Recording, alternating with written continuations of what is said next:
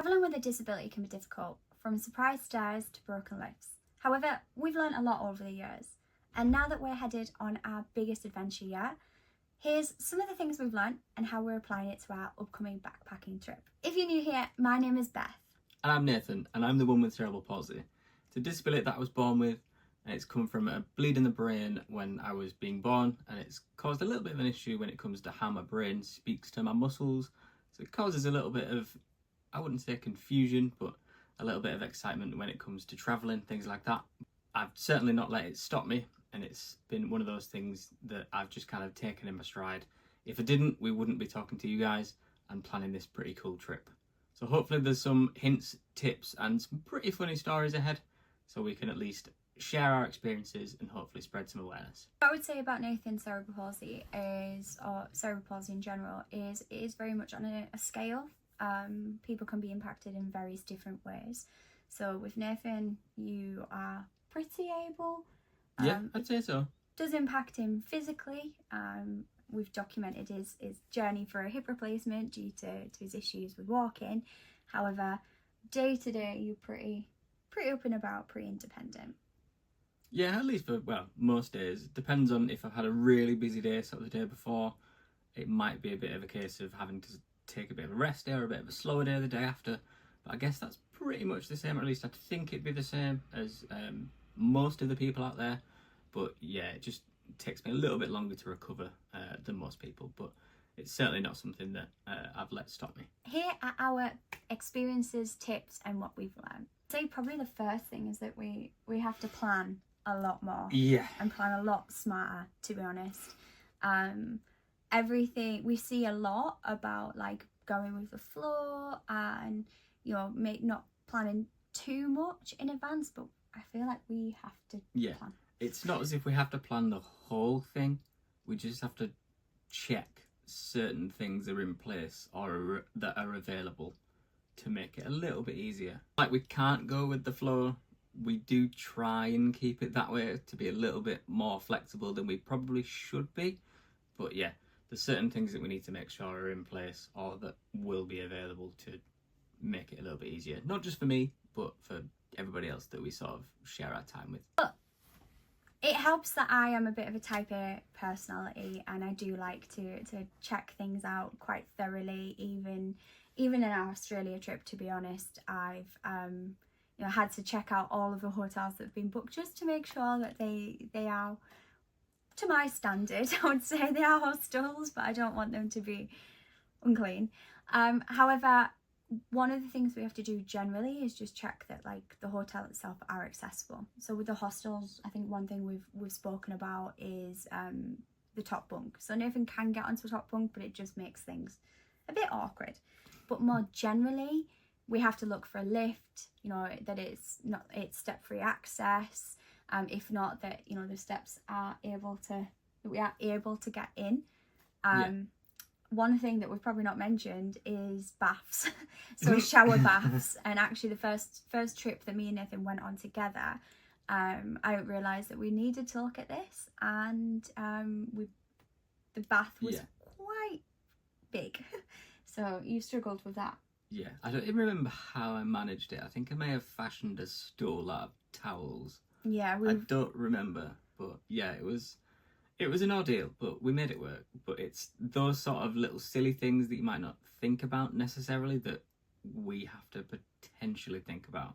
So it's a case of just checking whether it's the hotel, the hostel, wherever we're staying, just dropping them a quick message really, just to let them know that it might be a bit of an issue. Can you just either send us a photo if there's not one in there? If there is, we can kind of guesstimate it and see if it's all right. But if not, we look to potentially ask for a shower room or an accessible room, whether that be a wet room or not, depending on what's available. But most hotels will have some form of accessible room. I think hostels obviously the exception to that. So backpacking, it doesn't necessarily apply as well. However, yeah, you're right. Every person we've spoken to has been, really accommodating, and I can't imagine it's that rare a question to be asked either. Yeah, it's not just those with disabilities that might ask for it either. It might be the elderly, it might be people with young children that might not feel comfortable with it. It completely depends on your own situation. So it's not certainly something that is just for those that are disabled, in my opinion. The other thing I would say about checking for hotels is definitely how far things are from attractions. So, you know, in New York, we definitely spent a bit more on our hotel, partly because we really liked the hotel, but partly because it was so in the middle of everything. We were close enough to get places, because whilst we'd be able to save money if we were further out, it's going to make the whole trip miserable if we have to get transport everywhere. I mean, New York itself is really accessible in terms of the level of transport. At least I think so. Could be wrong from other people's experience. Let us know down below if you've had an experience that differs to that one.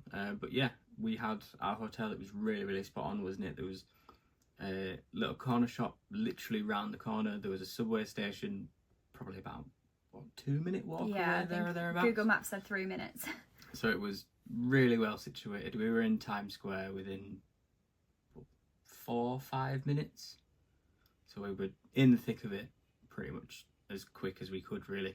The walk wasn't too bad either, really. No. We managed to make that work a few times with the sheer crowds. A couple of other things for New York specifically, and I imagine this applies to other areas too, but I mean, Nathan, you were saying about drop curbs.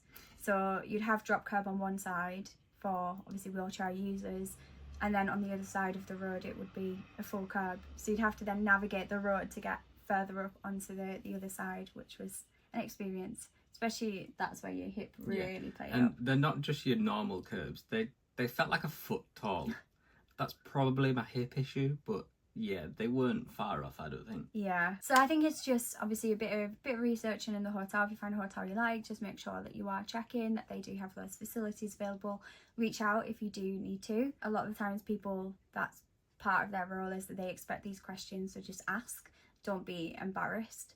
So Google Maps, there's so many apps out there. We use City Mapper all the time. It's really useful to work out how far things are, how long it's going to take us to get somewhere.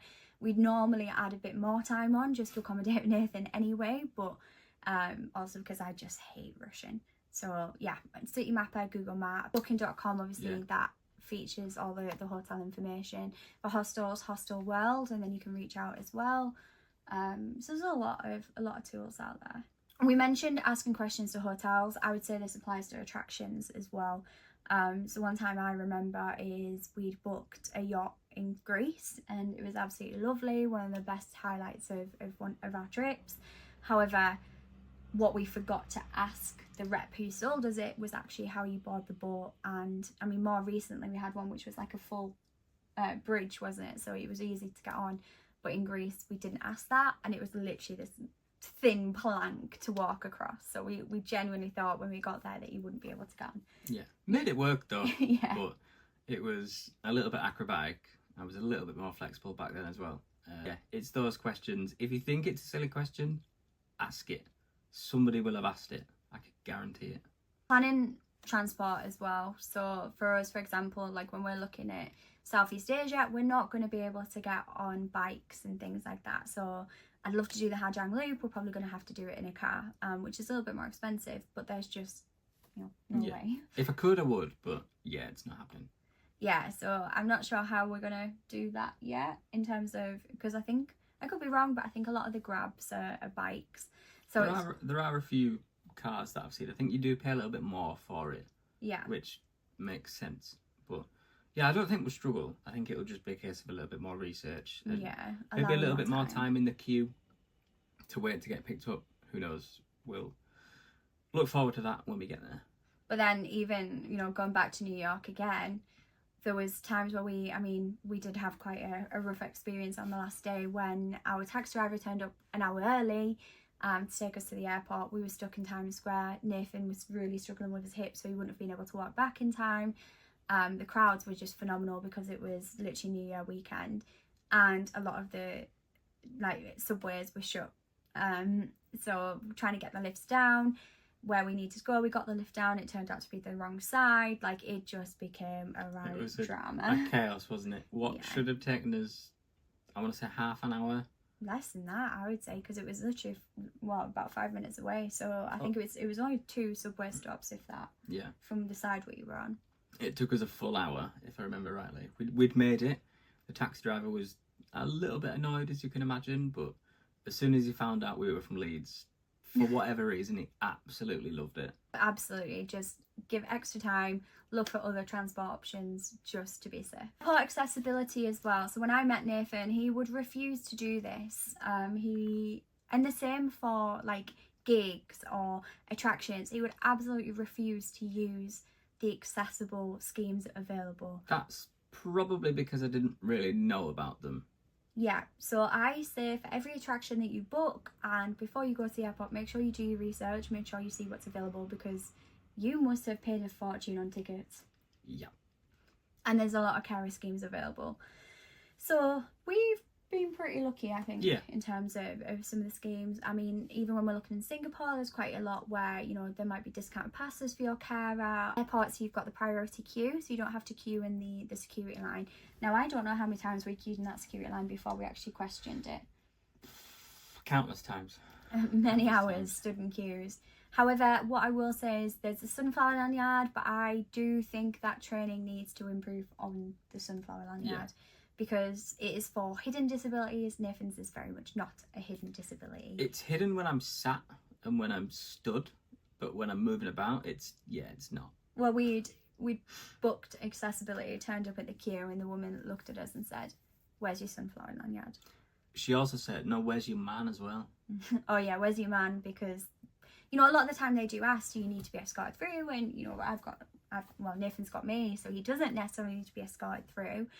If he wants a wheelchair, then he can be, but most of the time he's quite happy to walk, because they'll take him straight to the gate and he wants to go for food. However, yeah, that wasn't our best experience with it. She did let us through, but I had to educate her and say, you know, it's not a hidden disability. The sunflower lanyard is for hidden disabilities. So don't take what they say as face value.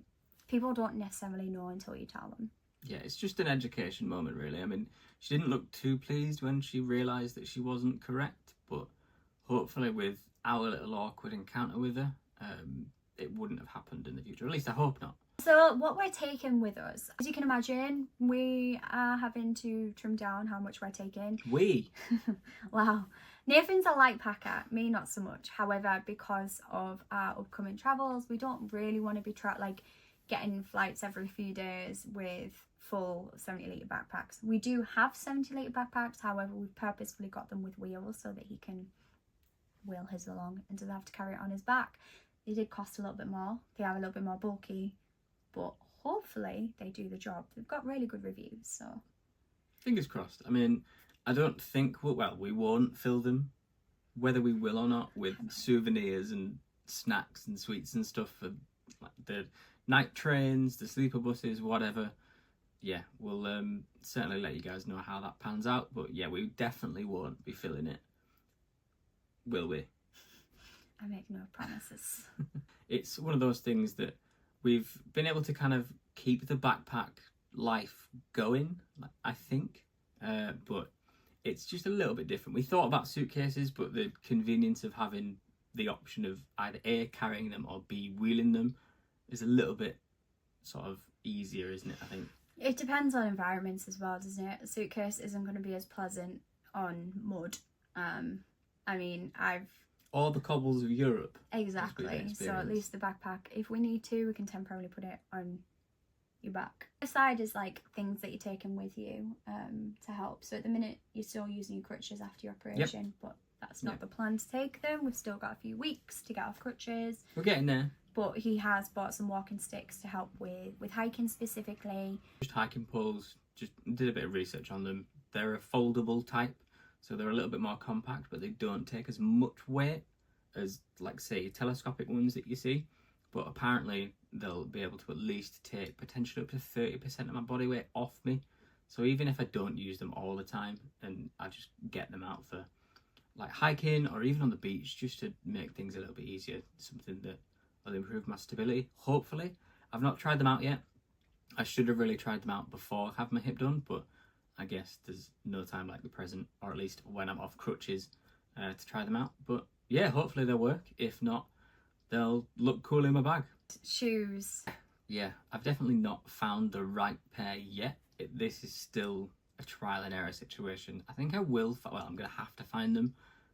But yeah, it'll be a case of trying a lot, returning a lot, and just seeing what sticks, really. So probably our next biggest thing is allowing for flexibility. So I think with backpacking, you need to do that anyway, because things don't always go to plan. People live on island time. However, with Nathan, I've definitely learned, especially as a type A, you have to be flexible, because as much as I can make an itinerary and a plan, things don't always go to plan. There are times, I mean, it's true of anyone. You know, some days I wake up and I really don't feel like it. Christmas Eve this year was an ideal example of that, where I drank too much champagne and didn't go up for dinner, which, you know, resulted in me not being proposed to on Christmas Eve. However, I think sometimes we have a knack for packing in too much. You know, Florida, New York, you want to see everything and do everything, but you can't physically do that. And the annoying thing is, we know we can't do it all, and yet we still try, which I guess is a positive mindset to have. But yeah, we've definitely trimmed down that idea with this trip for sure. I mean, for New York, what was quite nice is because we had passes that we'd bought. I can't actually remember which ones. The Go City Pass. We had the Go City Pass, and the flexibility with that was that you could, even though, for example, on Christmas Day we booked the Rockefeller back at Christmas night, we'd had such a long day and Nathan's hip had started playing up at that point, so we couldn't do it, but we were able to move it to another day. So that really helped. But I think sometimes with you know, for example, in Singapore, we're trying not to book too much before we go, because we might get there and it's still very early in Nathan's recovery. So as much as we have an itinerary, we haven't actually booked things yet. But on the flip side, you've got to know where you have to book in advance. Australia, you have to book in advance. We're going in peak season. New Zealand, if we were to go at Christmas, we have to book in advance. So allow flexibility, but just know, you know, depend on where you're going, really. Yeah, the pretty much easiest way to think about it, at least I think it's the easiest way to think about it. If you've seen online, you've seen on TikTok, you've seen on YouTube, wherever, that people have done an itinerary for 3 to 4 days, add an extra 2 days just to factor it in, whether it be a rest day, like you arrive on the day, you've got in early, you've got in really late, and you just want to chill out for the sort of the next day, do it. Don't let the pressures of what people have suggested get you down, because you might not be able to cram it in. You might do, but then again, in the next sort of 2 or 3 days, towards the end of your trip or towards the start of your next destination, you might not feel 100%, and you might not enjoy it as much as you would have done if you'd have potentially left a half day or even a full day just to rest and recuperate, have a bit of a chill out, and just explore, really. So we've mentioned New York quite a lot in this video, and it's been something that has been on my bucket list. It's definitely been on your bucket list to get out there and do. A lot of people, family, friends, people on my street have certainly said that New York is an incredibly lovely place, but it is chaotic. So a lot of people may have thought that they'd have put me off by mentioning that it is as mental as it is. Knowing that we've experienced it, we've done there, we've bought the fridge magnet, it's certainly something that I wouldn't let put me off, because you can't really go off other people's second-hand experiences.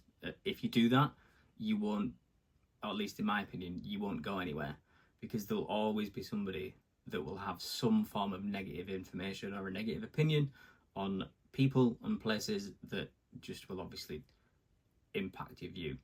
So it's one of those things where if people have told you to not do something, for me, that's a big tick to just go and do it. Don't let anything, whether it be a disability or potential anxiety, really, to go out and try new things, don't let it stop you. Take it from me. Just go out there, experience the world, because it's not going anywhere.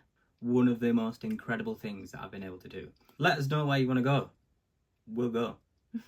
Yeah, I would say, you know, it's like everything we do, and I guess when, you know, the gym, etc., we have to adapt, but you've never let it be a limitation. It all comes back to planning. In conclusion, I would say that traveling with a disability isn't about saying no to things, but it's about finding your own way to say yes.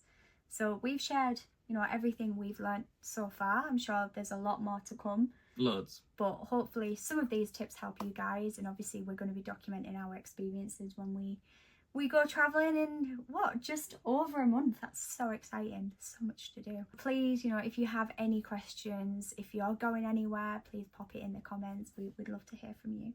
100%. The more we talk about it, the less people feel awkward about it. So let's get it done. Make sure to like, subscribe, and read our blog. Follow our TikTok, follow our Instagram. We're doing lots for you guys, so we'll see you there.